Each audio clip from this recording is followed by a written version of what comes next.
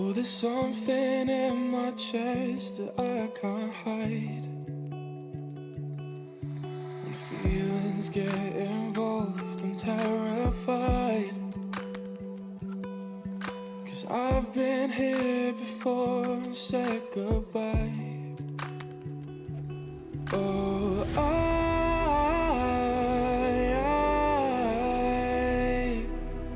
are you the one when I try to look, I wish I'd find? Oh,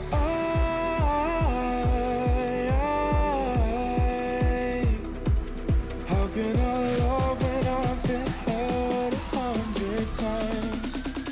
But you would give it one more try.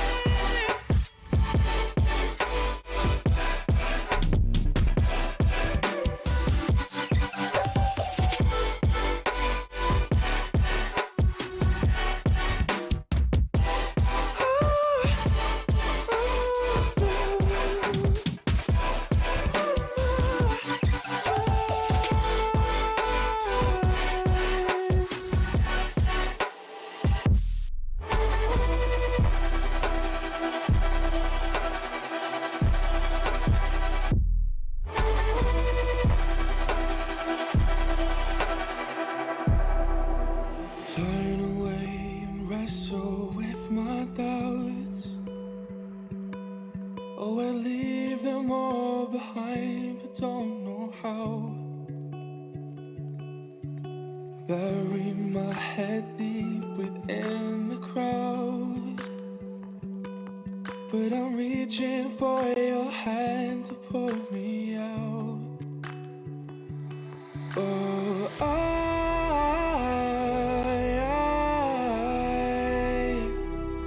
are you the one when I try to look, I wish I'd find?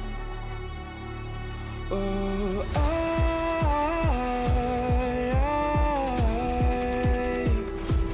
how can I love when I've been hurt 100 times?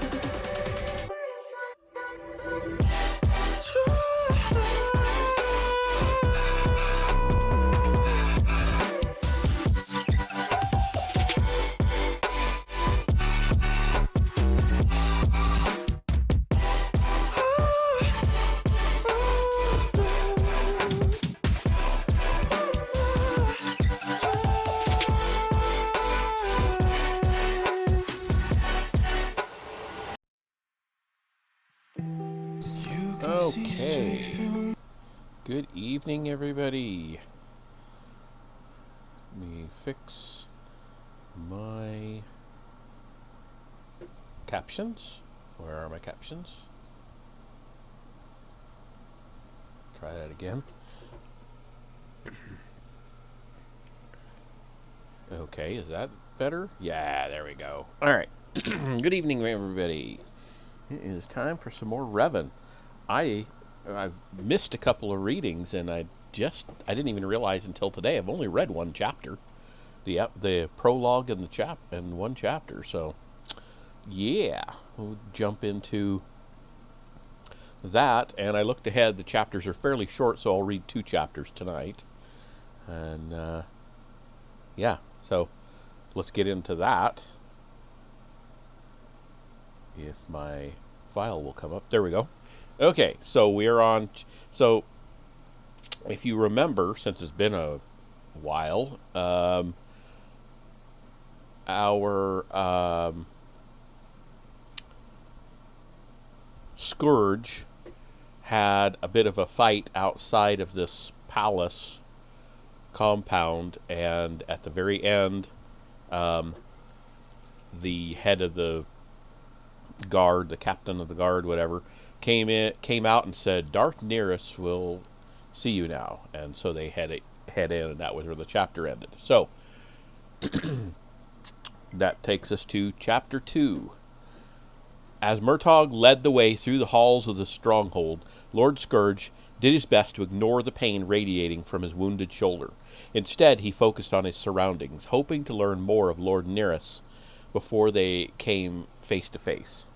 The interior architecture was typical of Sith aristocracy, a series of long, wide corridors with thick stone walls, vaulted ceilings, and countless imposing steel doors, all closed to conceal the rooms behind them. The halls were lavishly decorated in bold colors, red, black, and purple. Expensive woven rugs covered the floors, and the walls were lined with a collection of pictures, sculptures, and holoprojections worthy of any museum. Murtagh set a quick pace, giving Scourge little time to study the works. However, Cecil, trailing a few steps behind, provided a running commentary on significant pieces as they marched past. This is the bust of the infamous warlord Ugroth. He swore fealty to Darth Nihilus a dozen years ago when she led an Imperial force into his sector to subdue a potential uprising. This holo-projection was a gift from Queen Ressa of Drezi to thank Darth Nihilus for her merciful treatment of the royal family when the Empire conquered their world. Her husband was executed, but the Queen and her children were spared. This portrait commemorates Darth Nihilus' victory during realizing he wasn't going to gain any real insight from Cecil's descriptions. Scourge tuned him out. Still, he understood and appreciated the overt display of opulence. Nihilus was a member of the Dark Council. She was one of the 12 most important and influential individuals in the Empire. The material treasures were a symbol of her own worth, a reminder to any visitors that she was a being of rank and power. Numerous sentries stood guard throughout the halls. They nodded in acknowledgement as Murtagh passed. Such a high number of guards stationed inside the stronghold was a bit atypical, but considering the recent assassination attempts, it wasn't unexpected. Scourge wondered if Murtagh would increase their numbers given the most recent incident, though Scourge wasn't convinced it had actually been an assassination attempt. The dark side fed on passion and raw emotion, but it was important to temper it with cold analysis and reason. Even as he marched to meet his new liege, Scourge's mind was trying to piece together the parts of a puzzle that didn't seem to fit. Excuse me. The alleged assassins had struck in the courtyard, exposed their presence while still outside the secured walls and gates of the stronghold. Even if Scourge hadn't stopped them, there was no chance they could actually have gotten inside the building to strike at Nihilus, which probably meant she wasn't their real target. He was. But who had set him up, and why?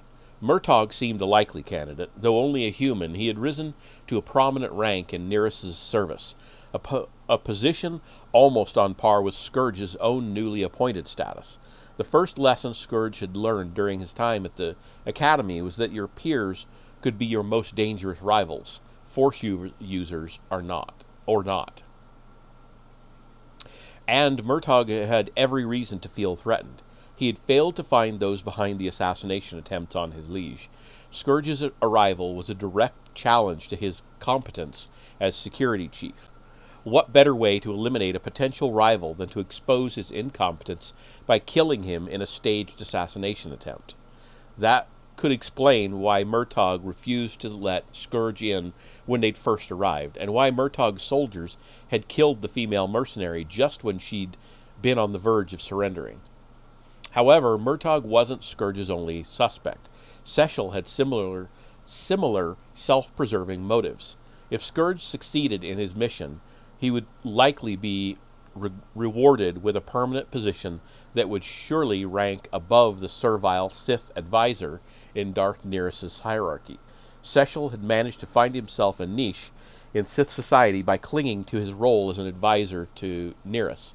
It made sense to assume he would do anything in his power to remove an individual he viewed as a threat to his own position of power. Scourge had witnessed Cecil speaking to the mercenaries at the spaceport earlier. At the time, it had seemed he was shooing them away out of respect for a high-ranking Sith Lord newly arrived on the planet. Now Scourge wondered if he hadn't been giving them last-minute instructions. The fact that Cecil had survived the battle in the courtyard was also suspicious. It was possible he was just lucky, or had the highly evolved survival skills of a true coward. But it was also possible the mercenaries had been careful not to fire anywhere near him. Murtaugh rounded another corner. The pain in Scourge's shoulder was becoming more intense as his armor rubbed against the wounded flesh. Yet he kept pace with the stocky human, refusing to show any sign of weakness. The hall came to a dead end against another imposing door.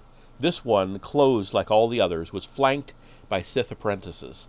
He doubted Nearest would have made the Sith answer directly to a human, so they were probably not under Murtaugh's direct command. But based on the fact that they made no move to challenge the security chief as he approached, it was clear to Scourge that Murtaugh enjoyed a privileged position in Nearest's household. Murtaugh stepped forward and rapped his knuckles gently on the door, then took a step back and stood at attention. While they waited for an answer to the knock, Scourge realized there was a third possibility. Murtaugh and Sechel might have been working together to plan the attack in the courtyard. At the academy, lesser students would sometimes conspire together to bring down a more talented individual. It wasn't hard to imagine the same kind of thing happening outside the facility's walls as well. For the moment, it wasn't possible to know which of his theories, if any, were correct. But Scourge knew he'd have to watch his back. The door opened to reveal a young Twi'lek. She was clad in black robes, with Nearest's four-pointed star emblazoned in purple on both the chest and back, surrounded by a red circle. A shock collar was fastened securely around her neck, but even without it, her status would have been immediately obvious simply because of her species. When the Sith had fallen into full retreat during the last days of the Great Hyperspace War, they had taken with them a number of prisoners captured during their early victories over Republic worlds. Those prisoners, mostly humans and Twi'leks, had been condemned to a life of slavery. By the Emperor's order, no slave could ever be granted his or her freedom, and the status of the parent would be passed down to the child generation after generation. Because of this directive, there was never any doubt about the role of any Twi'lek in the Empire. They were and always would be slaves, descended from ancestors too weak to save themselves from the Sith invaders. The slave bent to one knee and kept her eyes to the ground as Murtaugh, Scourge, and Sechel stepped through. Then she closed the door behind them and retreated into a corner. The well-lit room appeared to be a study or private library. The walls were lined with shelves, their ancient wooden frames warped by the weight of the treasures they bore. Scourge couldn't help but stare and wonder at the collection. During his days at the academy, he had seen only one physical manuscript, an ancient tome dating back more than 10,000 years to the arrival of the first Dark Jedi on Dromund Kaas. The book was considered a priceless artifact, one of the Academy's greatest treasures. Yet here, dozens, if not hundreds of volumes filled the shelves on the left wall. Most of the books were large and thick, their bound pages protected by covers of leather or some similarly cured hide, though Scourge guessed that not all of them were made from skin cured from mindless beasts. They had an antiquated look about them, though most appeared to be preserved in good condition, if somewhat worn from use. Obviously, Nearest had paged through them many times. The shelves on the right wall contained reference material that looked even more ancient and delicate. Loose leaves of yellowed parchment were held in place with delicate wire clips. Rolled scrolls were encased in clear protective tubes. A hinged glass cover sheltered several books that looked as if they might crumble into dust should a strong breeze pass through the room. But not everything in the room was an archaic relic.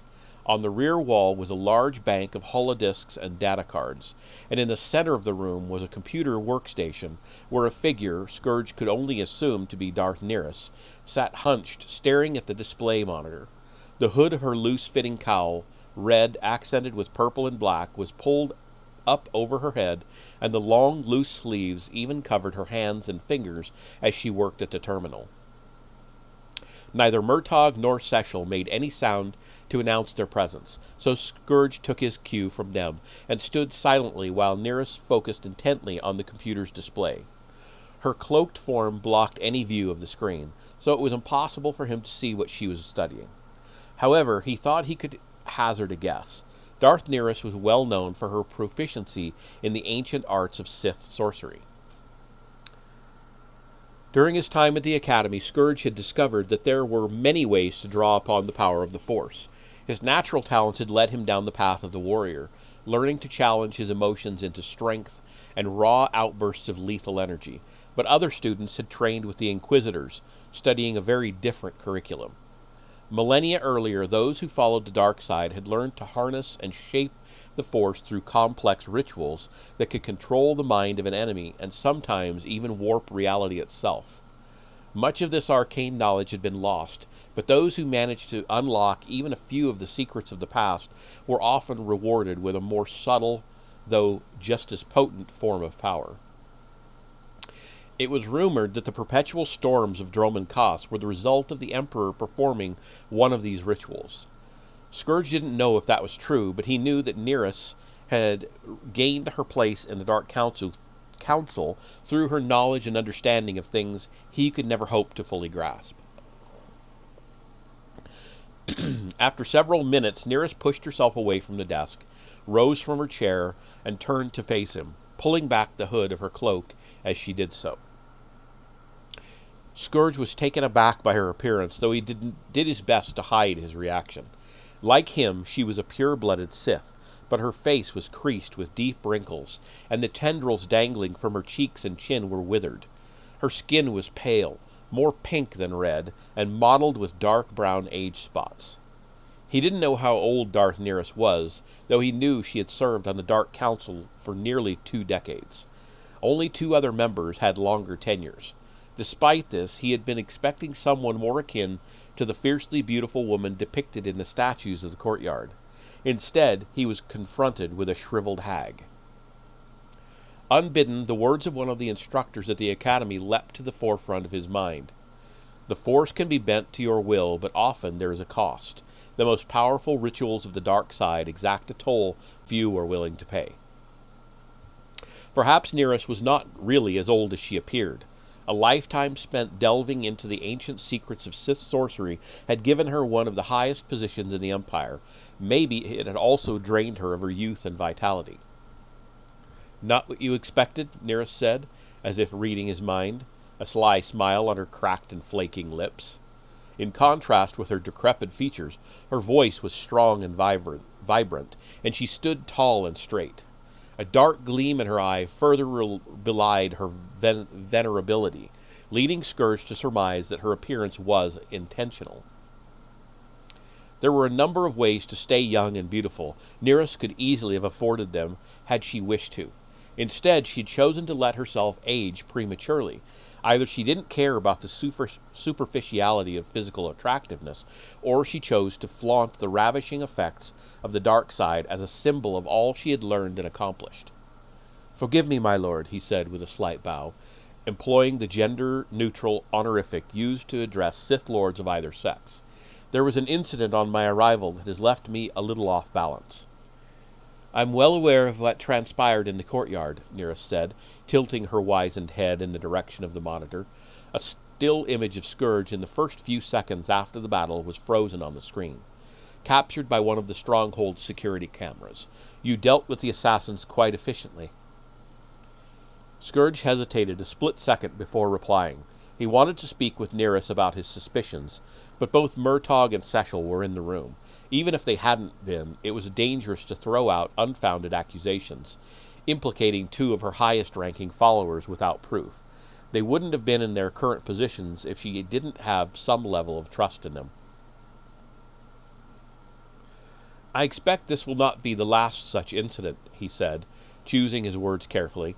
"It appears you are wounded," Nihilus remarked, noticing the scorch marks on the shoulder plating of his armor. "Do you need medical attention?" "It can wait. The injury is not serious, and the pain is irrelevant. I would rather finish our business here." Nihilus nodded in approval. "I would like to hear your analysis of the attack," she continued. "Perhaps we can learn something of who was behind it." "That would have been easier if Murtaugh's troops had not killed the second assassin, just as she was about to surrender," he replied. From the corner of his eye he saw Murtaugh bristle, but the security chief remained silent. You think Murtagh made a mistake? Nearest pressed. He was somewhat overzealous in his efforts to eliminate an immediate threat, Scourge answered diplomatically. Seshel stifled a high-pitched giggle, and Nearest shot him a stern glare. Let's continue this conversation in private, she said, dismissing Murtagh and Seshel with a wave of her hand. The two quickly bowed and turned to the door, which had already been opened by the Twi'lek slave, who closed the door behind them before retreating to her corner. "You've something you wish to tell me?" Nearest said, once they were gone. "Discretion and subtlety have their place, but now, when you speak to me, I expect total candor." Scourge nodded. "Let me guess," she continued. "You suspect my own people are behind these recent attempts on my life." "No one is above suspicion," Scourge admitted, "but I assume you have very thoroughly investigated everyone on your staff. If they were guilty, you probably would have discovered something by now. I'm glad to see you understand I'm not completely incompetent. I do not believe the attack in the courtyard was another attempt on your life," Scourge said. "I think the mercenaries were hired to eliminate me. And since Murtagh sees you as a rival and potential threat, you naturally suspect he was behind it. Possibly, or it may have been Seshel, or both working in concert. And what do you have to base this on?" "Mostly circumstantial evidence, but my instincts feel there is enough to act on." "You expect me to turn on two of my most trusted servants, based on little more than your hunch?" "My instincts are seldom wrong," Scourge said. "My reputation is well earned." "So what is it you suggest I do? Dismissal? Execution?" Suddenly the conversation felt like a test, as if Nearest was trying to evaluate him based on his answers. If so, he was ready for the challenge. "It would be foolish to throw away someone as valuable as either Murtagh or Seshel without concrete proof," Scourge replied. "But I would like the chance to interrogate both of them." "A good interrogator can make a subject admit to anything," Nearest countered, "even something that isn't true." "Torturing a false confession out of them wouldn't serve any purpose," Scourge assured her. "I need the truth, and I would be careful not to do any permanent physical or mental damage. If one or both prove to be innocent, I'm sure you would want them to be just as capable when they return to their post as they were before my questioning." A flicker of approval on Nearest's face convinced Scourge he had given a satisfactory answer. However, the test was not over yet. "If I did allow you to question them, who would you speak with first?" "Your security chief, Murtagh." "Why Murtagh?" "If he is guilty, he will be easier to break." Nearest raised an eyebrow in surprise. "You think Seshel could withstand interrogation longer than Murtagh?" Scourge knew it sounded unlikely. A trained soldier should easily outlast a cowardly sycophant. "Murtagh is physically strong," he said, "but tolerance for pain is useful only against the simplest and least effective interrogation methods. There are far more subtle and effective ways to get answers. Murtagh, like most soldiers, will have trained in interrogation resistance. I know these techniques, and I know how to counter them. Seshel, on the other hand, is far less predictable.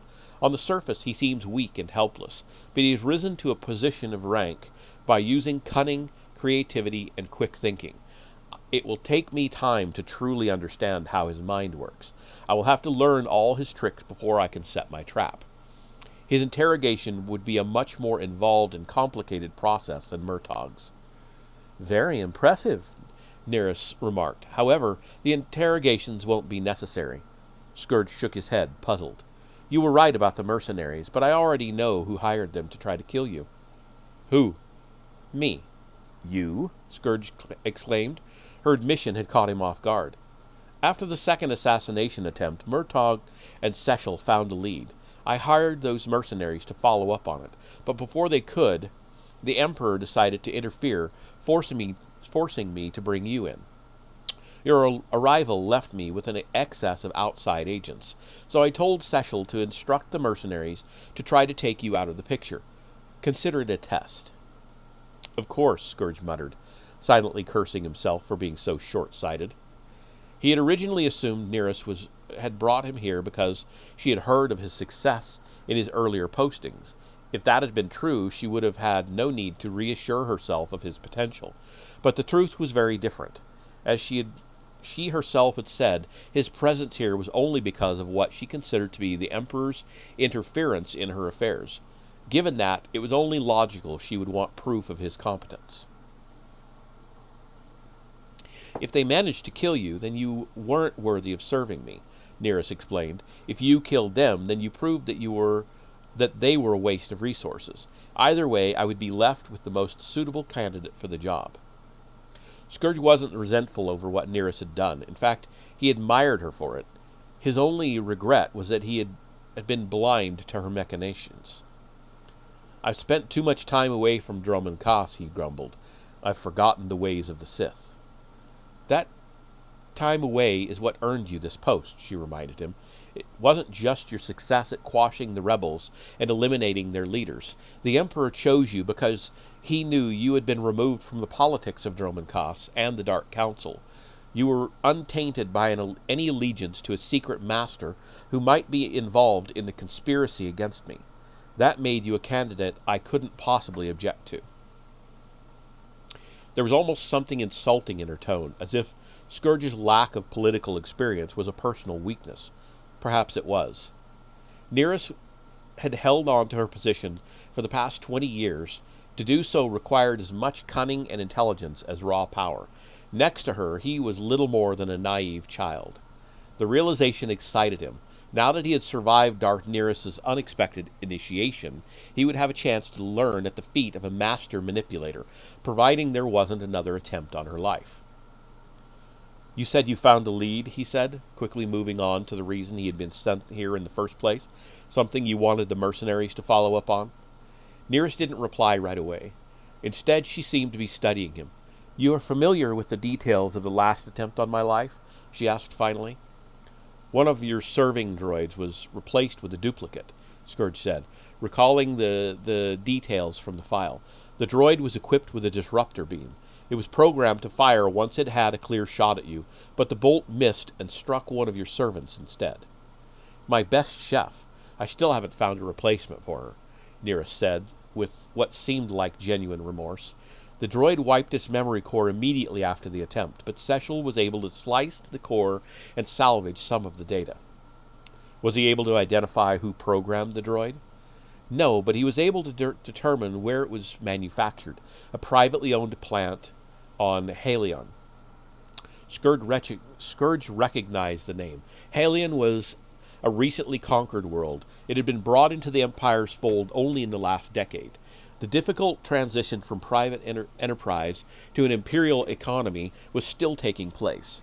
No doubt it would be easy to convince those who owned an asset like a droid manufacturing plant to strike back at the Empire before it seized full control of the facility.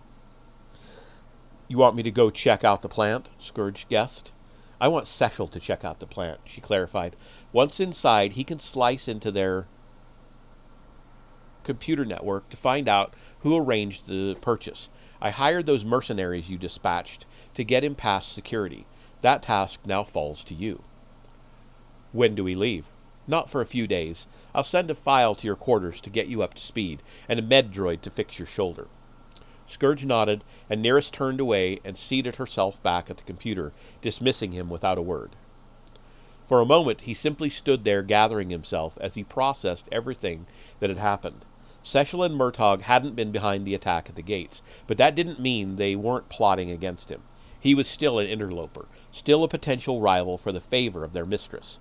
If they saw an opportunity to eliminate him, they'd surely take it. He felt a gentle tug on his elbow. Glancing down, he saw the young Twi'lek slave at his side. The door to the hall was already open. She ushered him out of the room in silence, then closed the door behind him. Seshel was waiting for him in the corridor. "Lord Scourge," he said with a bow, "I would be honored to escort you to your room. I promise there won't be any more ambushes on the way." There was something almost mocking in his tone. Scourge's initial impulse was to slap the insolent wretch across the mouth with the back of his hand, but he quickly realized that would be a mistake. Nereus clearly valued Seshel over him, at least for now. He would have to prove himself to her before he could take the liberty of putting the fawning advisor in his proper place. "Lead the way," he ordered. His tone was arrogant, yet inside he was feeling the first stirrings of self-doubt. His arrival on Droman Kaas had not gone as planned. Things were not as simple as they had been at the Academy or out on the border regions. Here, even a non-force-sensitive Sith like Sechel was held in higher esteem than he was, which meant Scourge was both expendable and vulnerable. He'd have to be very careful if he hoped to survive long enough to win Neris's favor. That's the end of Chapter 2. I'm going to go into Chapter 3. I believe it's only 6 pages, so...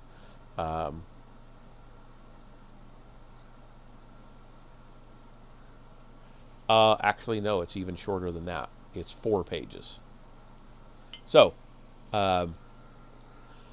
Chapter 3, the galactic market on Coruscant, was as busy as ever, but nobody paid any attention to Revan as he made his way through the crowds. Almost 2 years had passed since he had been proclaimed the savior of the galaxy, though the Senate had awarded him its highest honor, the Cross of Glory, in a ceremony broadcast across the holonet, and his name was well remembered. His ordinary and rather unremarkable features had faded from public memory. In the aftermath of the presentation, he had become a reclusive hero, eschewing public appearances and declining interview requests from any and all media outlets. He had shaved off his beard, and he rarely wore his Jedi robes out in public, making it even less likely anyone would notice him. He liked being anonymous. It was one of the reasons he had settled on Coruscant. With 1 trillion people, it was easy to blend into the crowd. That was even truer here in the galactic market, the most cosmopolitan section of the Republic's capital world. Merchants and shoppers of virtually every known species gathered to conduct commerce in a kaleidoscope of colors, shapes, and sizes. Red-skinned Togrutas intermingled with blue-skinned Twi'leks, diminutive Celestins haggled with massive Hutts. Fish-like Mon Calamari shared the streets with feline Cathar. Among such a diverse and interesting group, nobody paid any attention to a lone human and his astromech droid. Unfortunately, the lack of attention meant that many in the crowd accidentally kicked, bumped, or tripped over T3M4 as he scooted along at Revan's heel. The droid expressed his displeasure with a steady stream of angry beeps and chirps. "Now you know why I told HK-47 he couldn't come," Revan told T3. "He'd probably try to clear a path through all these meat bags with a flamethrower." The astromech responded with a long, low whistle, and Revan laughed out loud before adding, "Let's not and say we did. Besides, we're almost there." They reached their destination a few minutes later, the Dealer's Den, a small cantina in the far corner of the galactic market that offered drinks, dancers, and gambling. The Dealer's Den catered to the seedier elements of Coruscant society: black market smugglers, thugs, and bounty hunters, stim and spice dealers. As a result, the clientele was predominantly a mix of species with unsavory galactic reputations. Scattered among the Rhodians, Shevan, and Kubas were a handful of humans, including the man Revan had come looking for, Canderous Ordo. The Mandalorian was sitting by himself at a small table in the far corner, his back to the wall, as was his habit. He was wearing his familiar outfit of tan pants, a leatherous vest, and a sleeveless black shirt that left his heavily muscled arms bare in order to display the clan mark tattooed on his left shoulder. His hair was styled in a brush cut, accentuating his square jaw and rugged, no-nonsense features. He still looked every bit the part of a mercenary, though Revan knew he hadn't accepted a job since they'd teamed up to take down Darth Malak 2 years earlier. A scantily clad Twi'lek dancer was giving Canderous a private performance as he sipped on a blue-tinged drink. Despite the distraction, he noticed Revan immediately. He raised a meaty hand in a wave and shooed away his entertainment. The dancer shot Revan an angry glare as she stomped away, her head tails twitching with irritation. T3 beeped in surprise. "I guess he's a good tipper," Revan answered with a shrug. Nobody else paid them much attention as they crossed the cantina floor and took a seat at the Mandalorian's table. "You look like death warmed over," Canderous said by way of greeting. "Is being married to Bastila? No, Bastila. It's only one L. Really that bad? I'm not getting much sleep lately, Revan admitted. Bad dreams. He added as Canderous arched an eyebrow. Besides, you're one to talk. Looks like you haven't shaved in 3 days. The Mandalorian smiled and caressed the stubble across his cheeks and chin with an open palm. The ladies around here like their men to have rough edges. You want something to drink? Revan shook his head. Not from here. That concoction you've got looks like it could peel the enamel off my teeth. Canderous shrugged and raised his glass to his lips. He took a long swig, closed his eyes, and shuddered. It's an acquired taste, he admitted. So why are you here? I get the feeling this isn't just a social call. I've got some questions about the war. Revan didn't need to clarify. For Canderous, there was only one war that mattered. He and Revan had fought on opposite sides, mortal enemies who knew each other only by reputation, long before they joined forces against Malak and became friends. Not much to say. We lost. You won, Canderous said with a shrug. We thought we could conquer the Republic, but instead we ended up a broken people. He spoke with a casual indifference, but Revan knew him well enough to sense the bitterness and regret behind his words. The Mandalorians had been a proud and noble culture, fighting battles to win honor and glory. Now the clans were scattered across the galaxy, reduced to working as mercenaries and thugs for the highest bidder. Revan didn't like bringing up such a painful topic, but there was information he needed, and he felt this was the only way to get it. There's one thing I never understood about the Mandalorian Wars, he pressed. What started them? Why, after all these centuries, did you suddenly decide to launch an all-out attack on the Republic? It was Mandalore's idea. Revan knew that Canderous wasn't referring to the original founder of his people. For centuries, each successive leader of the Mandalorian clans had symbolically taken up the name of Mandalore as a way to simultaneously honor his cultural heritage and reinforce his own authority. To distinguish among leaders, To distinguish among rulers, each chose an honorific to define his or her reign, such as Mandalore the Conqueror or Mandalore the Indomitable. The most recent ruler had called himself Mandalore the Ultimate. Mandalore felt the Republic was weak, Canderous continued, vulnerable. He summoned the warriors of the clans, and we followed him into what we thought would be our greatest conquest. There was no need to ask if Canderous or any of his fellow warriors had hesitated. When Mandalore called, the clans answered. While there might be battles and disputes among those seeking to be Mandalore's successor when he fell, once the decision was made, there was never any dissent or debate. Things were going fine until you came along, Canderous said with a grim smile. You and your followers turned the entire tide of the war against us. Eventually, you killed Mandalore, and everything changed. Revan couldn't actually remember any of his battles against the Mandalorians. They were buried in the part of his mind that had been locked away from the when the Jedi Council turned him against Malak. But he had studied up on his own history enough to fill in the missing details from Canderous's narrative. In battle after battle, Revan had led the Jedi and Republic forces to victory.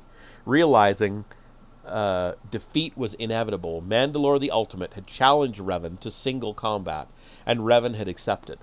Though the Mandalorian fought valiantly, in the end he was no match for the Jedi Order's most powerful champion. But it wasn't enough for Revan to defeat his enemy. In Mandalorian culture, the death of one leader was merely an opportunity for another warrior to seize control of the clans by claiming the fallen Mandalore's helmet. To prevent this, Revan had stripped the helmet from his vanquished foe's corpse and hidden it on an unknown world. For a warrior culture defined and bound by tradition and honor codes, the loss of Mandalore's mask was a crippling blow. Denied the sole item recognized as the symbol of leadership, the Mandalorians could not choose a new Mandalore. With no universally acclaimed ruler, the various clans began to fight among themselves for power. Their armies became fragmented and ineffective, and within weeks, a series of decisive victories by Revan's troops forced the Mandalorians to accept an unconditional surrender. The humiliating defeat and the loss of Mandalore's mask destroyed the once proud culture. Canderous had spoken of this once during the time they'd spent together, stopping Malak. Surprisingly, he didn't blame Revan for what had become of the Mandalorians.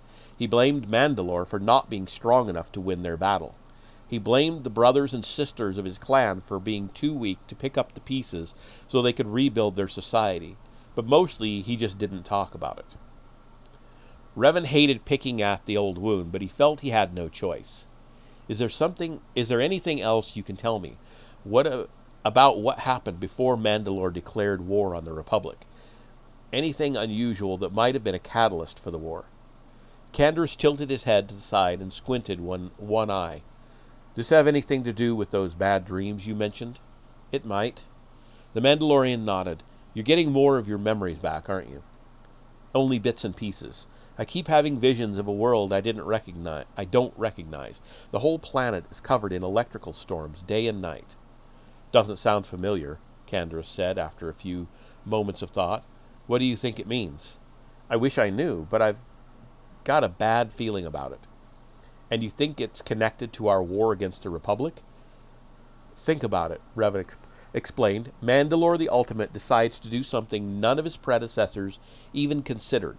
Launch an all-out war on the Republic. Malak and I defeat you, but after that we mysteriously take our troops and disappear into the unknown regions beyond Mandalorian space. When we return, we decide to launch a war against the Republic too. It does seem like sort of a strange coincidence, Canderous agreed. You think you ran across this storm-covered planet in the unknown regions? I'm not sure, but something happened to us out there. Something made us turn against the Republic. Maybe it's connected to Mandalore's decision to attack the Republic in the first place. And you think whatever the thing is, it's still out there, and it's still dangerous? I feel like visions are a warning, like part of my old self is trying to tell me something I can't afford to ignore.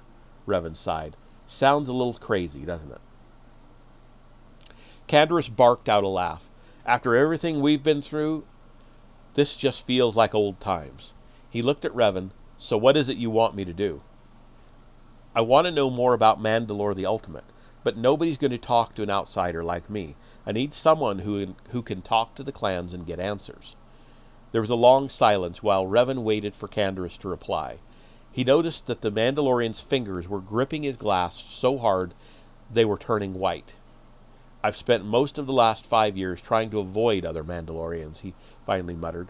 I wouldn't ask if I didn't think it was important.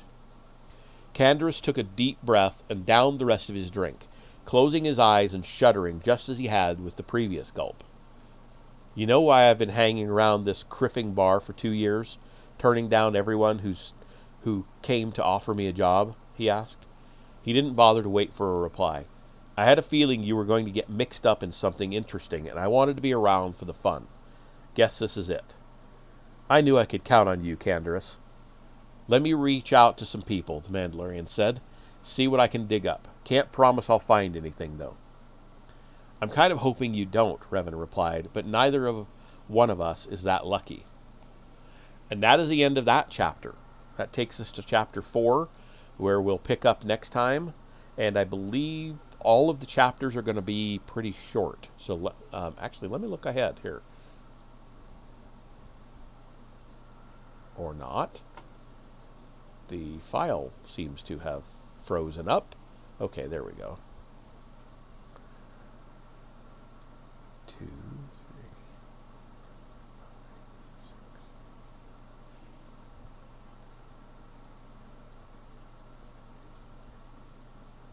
Yep, they're all about 6 pages, which is a lot bigger than a paperback page. But yeah, they're all fairly short chapters, so we'll do 2 more chapters next time.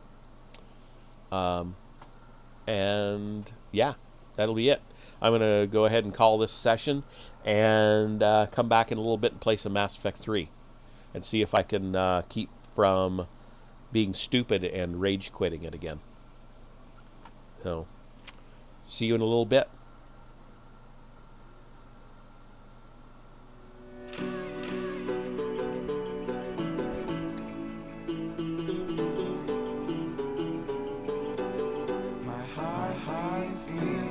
I know this is response. is broken and one is because I have seen all I have known somebody. I didn't have anything to say. Follow your heart, don't take if you leave it behind. Someone will bring. I left you my heart. What did you do? You left me soft. Was my love? Was it love? You have no answers.